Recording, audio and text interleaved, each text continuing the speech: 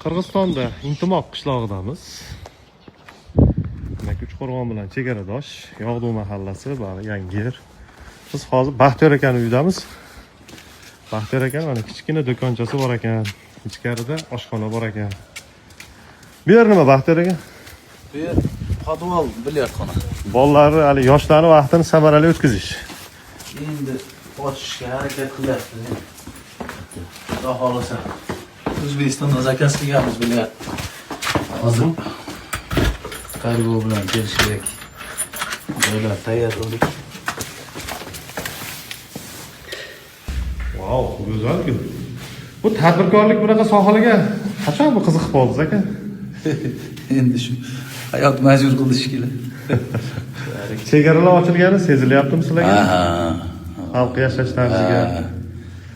Bizda masalan xizmat servis sohasi kuchayib boryapti-da, chunki mehmonlar asosan bizdan o'tyapti. Xizmat ko'rsatish kuchayyapti. Yaxshi. Zo'r, gap yo'q. Pul bo'lsin aka. Pulli rahmat.